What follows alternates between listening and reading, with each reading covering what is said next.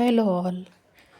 So ಇವತ್ತಿನ ವಿಡಿಯೋದಲ್ಲಿ ನಾವು ಇವತ್ತಿನ ಈ ಬನ್ ಹೇರ್ ಸ್ಟೈಲ್ನ ಹೆಂಗೆ ಮಾಡೋದು ಅಂತ ಶಾರ್ಟಾಗಿ ತಿಳ್ಕೊಳ್ಳೋಣ. ಫಸ್ಟು ಇಯರ್ ಟು ಇಯರ್ ಸೆಕ್ಷನ್ನ ತೊಗೊಂಡು ಲಾಕ್ ಮಾಡಿದ್ದೀನಿ. ಆಮೇಲೆ ಪೂಫ್ ಜಾಗದಲ್ಲಿ ಅಷ್ಟು ಸೆಕ್ಷನ್ನ ತೊಗೊಂಡು ಬ್ಯಾಕ್ ಕೋಮ್ ಮಾಡಿ ಅದನ್ನು ಲೋ ಪೋನಿಗೆ ಹತ್ತಿರ ತೊಗೊಂಡು, ಅಂದರೆ ಬ್ಯಾಕ್ ಕೋಮ್ ಮಾಡಿ ಪಫ್ನ ನಾವು ಪೂಫ್ ಜಾಗದಲ್ಲಿ ಪಿನ್ ಮಾಡಲ್ಲ, ಅದನ್ನು ಲೋ ಪೋನಿಗೆ ಅಟ್ಯಾಚ್ ಮಾಡಿಕೊಂಡು ಲೋ ಪೋನಿನ ರಬ್ಬರ್ ಬ್ಯಾಂಡಿಂದ ಸೆಕ್ಯೂರ್ ಮಾಡ್ಕೋತೀವಿ. ಆಮೇಲೆ ಆ ಲೋ ಪೋನಿನಲ್ಲಿ ಅರ್ಧ ಪೋನಿ ಅಷ್ಟು ಹೇರ್ನ ತೊಗೊಂಡು ನಾವು ಮೇಲೆ ಲಾಕ್ ಮಾಡಿ, ಇನ್ನು ಅರ್ಧ ಪೋನಿ ಹೇರ್ನ ಬ್ಯಾಕ್ ಕೋಮ್ ಮಾಡಿಕೊಂಡು ನೀಟಾಗಿ ನಾವು ಡೋನಟ್ ಯೂಸ್ ಮಾಡ್ತೀವಲ್ಲ, ಆ ಡೋನಟ್ನ ಕಟ್ ಮಾಡಿ ಅದನ್ನು ಸ್ಟಫಿಂಗ್ ಥರ ಯೂಸ್ ಮಾಡಿ ಆ ಹೇರ್ನ ರೋಲ್ ಮಾಡಿಕೊಂಡು ಅರ್ಧ ಚಂದ್ರ ರೀತಿ ನಾವು ಅದನ್ನು ಲಾಕ್ ಮಾಡಿ ಯು ಪಿನ್ನು ಮತ್ತು ಬಾಬಿ ಪಿನ್ನಿಂದ ಅದನ್ನು ಸೆಕ್ಯೂರ್ ಮಾಡ್ಕೋಬೇಕು.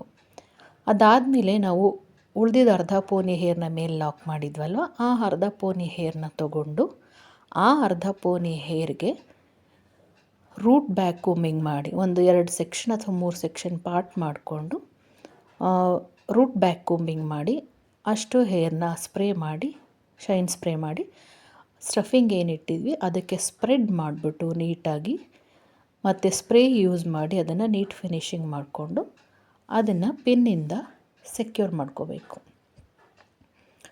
ಅಥವಾ ರಬ್ಬರ್ ಬ್ಯಾಂಡಿಂದ ಹಾಕ್ಕೊಂಡು ಕೂಡ ಅದನ್ನು ಸೆಕ್ಯೂರ್ ಮಾಡ್ಕೋಬೋದು.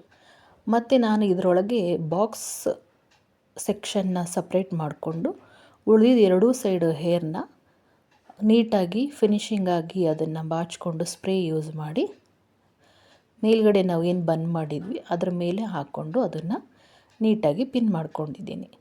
ನೆಕ್ಸ್ಟ್ ನಾನು ಬಾಕ್ಸ್ ಸೆಕ್ಷನ್ನ ಓಪನ್ ಮಾಡಿಕೊಂಡು ಆ ಬಾಕ್ಸ್ ಸೆಕ್ಷನ್ನಲ್ಲಿ ಒಂದು 2 ಅಥವಾ 3 ಸೆಕ್ಷನ್ ಮಾಡಿ ಬ್ಯಾಕ್ ಕೋಮಿಂಗ್ ಮಾಡಿ ಮತ್ತು ಹಾರ್ಡ್ ಸ್ಪ್ರೇ ಮತ್ತು ಶೈನ್ ಸ್ಪ್ರೇ ಯೂಸ್ ಮಾಡಿ ಅದನ್ನು ನೀಟ್ ಫಿನಿಶಿಂಗ್ ಮಾಡಿಕೊಂಡು ಅದನ್ನು ಸೈಡಲ್ಲಿ ನಾವು ತೊಗೊಂಡು ಸೈಡ್ ಸೆಕ್ಷನ್ನಿಂದ ತೊಗೊಂಡು ಸ್ವಲ್ಪ ಸ್ಪ್ರೆಡ್ ಮಾಡಿಕೊಂಡು ಮತ್ತು ನಮಗೆ ಎಷ್ಟು ವಾಲ್ಯೂಮ್ ಬೇಕು ಕ್ಲೈಂಟ್ಗೆ ನೋಡಿಕೊಂಡು ಅಷ್ಟು ವಾಲ್ಯೂಮ್ನ ಕೊಟ್ಟು ಸೈಡಿಂದ ತೊಗೊಂಡು ಅದನ್ನು ಅದೇ ಬಂದ ಮೇಲೆ ಫಸ್ಟ್ ಸೆಕ್ಷನ್ ಏನಿತ್ತು ಆ ಸೆಕ್ಷನ್ ಮೇಲೆ ನೀಟಾಗಿ ಸ್ಪ್ರೆಡ್ ಮಾಡಿಕೊಂಡು ಅದನ್ನು ಸೈಡಿಗೆ ತಂದು ಪಿನ್ ಮಾಡ್ಕೋಬೇಕು. ಎಕ್ಸ್ಟ್ರಾ ಹೇರ್ ಏನಾದರೂ ಉಳಿದಿದ್ರೆ ಅದನ್ನು ರೋಲ್ ಮಾಡಿ ಬನ್ ಕೆಳಭಾಗದಿಂದ ತೊಗೊಂಡು ನಾವು ಅದನ್ನು ಸೆಕ್ಯೂರ್ ಮಾಡ್ಬೋದು. ಸೊ ಈ ರೀತಿ ಮಾಡಿದಾಗ ನಿಮಗೆ ಒಂದು ನೀಟಾಗಿರೋ ಲೋ ಬನ್, ಫ್ರೆಂಚ್ ಬನ್ ಅಥವಾ ಆ್ಯಪಲ್ ಬನ್ ಏನಾದರೂ ಕರಿಬೋದು ನೀವು, ಆ ಬನ್ನು ರೆಡಿ ಆಗುತ್ತೆ.